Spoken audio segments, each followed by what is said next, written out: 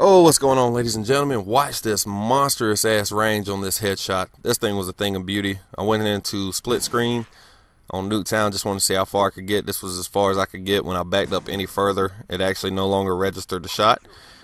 And now let's flash forward into good old drone. Ugh. Don't really care for this map, but got through in the game in progress right at the start of the game. So I was like, yeah, let's give it a shot. Didn't feel like eating a loss for no reason. Using the AN94, I believe I got a quick draw handle, and that's about it because I recently prestiged the gun. Cause I never did prestige it when I was going through the camo unlocks, so I prestiged it now. I guess I will just go for that, you know, getting the rest of the diamond camos for the weapons I care to get it for, which I'm thinking shotguns and LMGs. Fuck snipers, not doing it. And then I'll go through and try to get the max weapon or max prestige. Max weapon level prestige 2 or whatever fucking calling cards. But in this particular gameplay, I am going for the world's slowest nuclear. Yep, I'm one up in all the YouTube gameplay channels that world's fastest nuclear, world's fastest this, world's fastest that. Fuck that. Slow and methodical, baby. I'm like the tortoise in the hare versus the tortoise, man. I'm the one that just keeps on steadily trucking. Unfortunately, as you'll see, I do not get the nuclear. I know, it was devastating, honestly. I'll pinpoint the part where I die and how fairly upset I was at how I died, because it wasn't necessarily, ooh, that dude had terrible aim. It wasn't necessarily a bad play on my part. It was just some unfortunate circumstances, and those are the ones that Call of Duty is, you know, very, very popular on having. And that's kind of what I want to talk about, the allure of playing this game. Because there's a reason that it sells better than every other game, and there's definitely a reason that it's the most popular game in the YouTube scene. Why most people watch videos for this, and if you just look at any other, you know, commentator, especially a larger commentator's channel, if they upload something other than Call of Duty, it doesn't get nearly the views that Call of Duty does.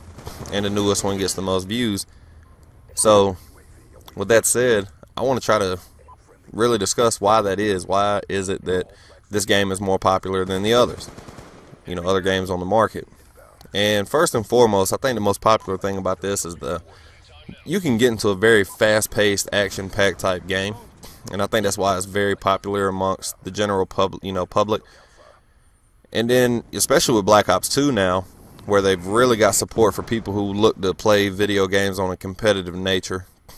And I've hated on this a little bit to a degree at the amount of support League got from the jump, where public seemed to get ignored to me. But if you look at it in all honesty, it's very, very fucking cool that you can play Call of Duty pubs, or you can actually play the extremely competitive nature, you know, if you care to do that.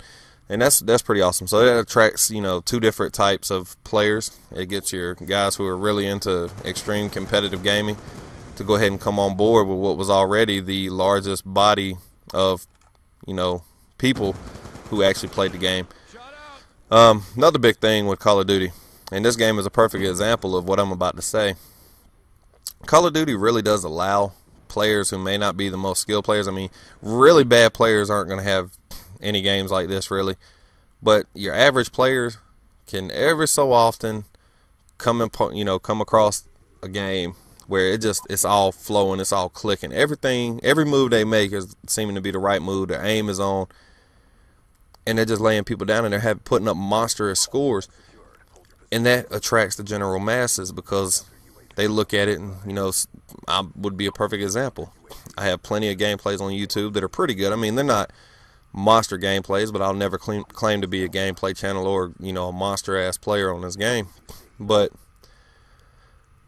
you can see a player like myself who's hovering around a 1.3 KD with like a 396 score per minute, I believe it is right now, and I can pull off games like this, and people enjoy doing very well at video games and stuff. And I think it was a teammate. I'm about to say, I think I just missed a dude there, but people enjoy being able to do that. And the fact that randomly you can just pull that off, it kind of sucks you back in. You know what I'm saying? You keep looking. It's like the first time, I'm not promoting drug usage, but it's like the first time you ever get high or you get drunk. it's like, yeah, it's a pretty good feeling. And it kind of sucks you back in if you become an addict. Fortunately for me, I never did. I'm not saying I never did any illegal drugs. I'm just saying I never became an addict. It was very easy not to do because I realized I'd never make the money I was wanting to make. So that's what I'm saying, though. Call of Duty is kind of like a drug in that the allure of being able to pull off that game again can lure you back in. And I think with it being the most popular among the general masses for those type of reasons, the things that it offers that other games just don't, which is the very fast-paced gameplay with the unique-ass perk setups and kill streaks and all that stuff, it's a very rewarding experience. And you'll see a lot of commentators who really hate on this game. And don't get me wrong, there's a few things about this game that I really do hate, but I don't hate this game. I mean, that's the whole reason I did that things I hate about this game video. It's because there's not a whole lot I hate about it, but there are certain things. But it has that allure to it, has that draw to it. It's still a fun game to play. It still allows me to be entertained, and I keep wanting to go back to multiplayer. You know, even when I'm on my zombies rush, I guess you could say, I still want to go back to multiplayer, play some multiplayer. Oh, you got shitted on, homie. And do all that good stuff. So that's really all I see that I would say is the big allure to it, is the things it offers that no other game offers, is the fact that your general average player can do very well in this game, you know, from time to time, and it pulls them back in. It offers unique class setups in regards to the perks, the attachments, the weapons. While the weapons might not be unique, there's a lot, you know, they're using a lot of other games. And it doesn't have this it doesn't have the steepest learning curve. And some Frito videos I've been watching where people are trying to say that Call of Duty takes no skill. To a degree that's slightly true. And by that I mean it's not that it doesn't take skill, but you take a lot of games. And my favorite multiplayer game ever, Warhawk being a perfect example, there were very minimal things in there that could cause bullshit deaths. And for the most part, especially in the air on that game in planes, if I was better than you, that dude was fucking horrible, wasn't he? If I was better than you, you stood no chance in hell of killing me in the air. And that's something you don't see in Call of Duty. Whereas I could pretty much guarantee you 99 or 100 out of 100 times in an air-to-air battle with an inexperienced player on Warhawk, I would win the battle because of the learning curve.